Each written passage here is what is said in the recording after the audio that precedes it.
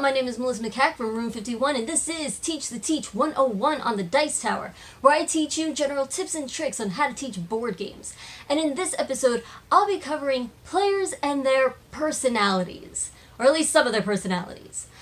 I tend to teach games, my motto, I guess, is teaching games as quickly as possible, which is something I covered in my last video. And I spoke a little bit about players who kind of want to know all the rules before playing the game. And that's not really how I teach games. I like teaching games little by little, right? As we're going along the game, I'm starting to introduce different kinds of concepts. That way we could get right into playing and have the most fun, I feel. But some players are not about that. They're like, nope, I want to know everything. And now, there's nothing inherently wrong about that, right? Because everybody's got their quirks, everybody's got their own personalities, and that's okay. But it is interesting to think about why. Why do you want to know every single rule before getting in? And I have a couple of ideas as to why that might be. One being, they want to win, right? So they want to know all of their options. They want to know everything beforehand. That way, they could feasibly win the game.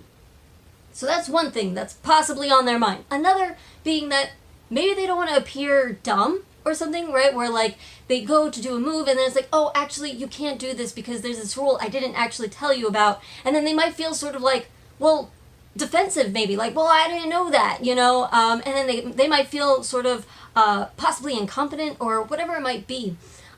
Especially if like they're trying to come up with some sort of master plan, but they don't quite know all of the rules. So then they just feel maybe a little bit lost. So how do you deal with those type of players? Well, I think that one of the biggest things is creating a culture, right? So I'm thinking in terms of gaming groups, right? For my gaming group, I try to, along with like my brother and siblings, whatever, we try to create a culture of it really doesn't matter if you win this game, right? Also, in terms of learning a game, trying to say right off the bat, like, hey, this is just a learning game. It's okay if we make mistakes. It's okay if you don't win. And it's really just here to have fun. It's here so you could learn the game. That way, maybe the next time you could come up with that master plan that you can rule the world with. That's fine, whatever. But yeah, it's really about the culture of your gaming group and sort of establishing this notion of we're just here to have fun and experience and explore and discover this game. It's not so much about winning, right? Though winning could be a lot of fun, some people find that playing games, it's all about winning, and that's what makes it fun. And I think that the larger majority of people might actually feel that way because that's sort of what we're taught as we go through life, right? Like, this is part of success. You have to succeed. You have to be great at everything. But maybe just sort of tearing that apart and saying, like, you know what? For our gaming purposes, we don't really have to abide by those norms. We don't have to do that. We could just have fun. We could mess up, and it's okay. No real-world consequences will take place, right? It says playing board games and winning board games is nothing about your intelligence, nothing about your personality, none of that stuff, right? Winning really doesn't matter. So if you could come just generate that sort of culture within your gaming group, I think that teaching games as quickly as possible in the way that I do it starts to become a lot easier. You have less players feeling like, no, I want to know everything beforehand. This leads me into my next player personality.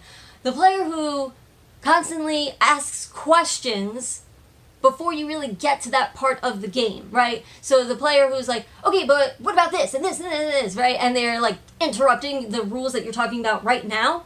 That could be really frustrating, right? So I would say that being a teacher of games, it requires you to be super patient, right? I am a fairly patient person, I think.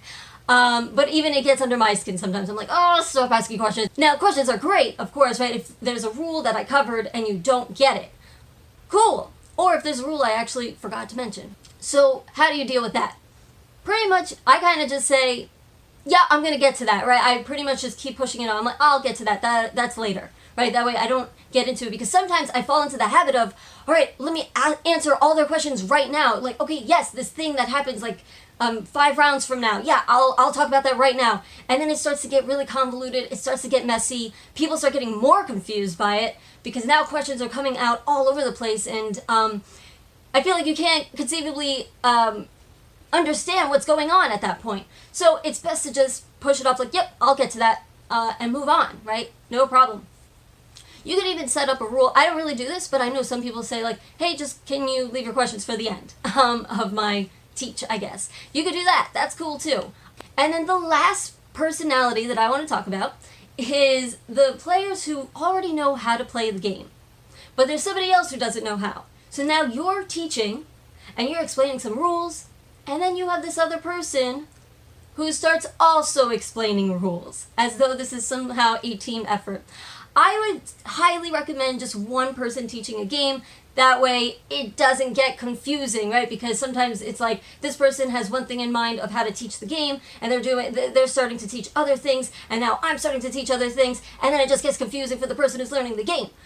So if you are the teacher, maybe just, again, instilling it into the culture like, hey, one teacher at a time, one mic, and they could be there to, like, if you miss something later at the end, because they don't know sometimes, right? Like, I've had it where they just thought I missed it, and it's like, no, I'm just holding off on that rule for right now.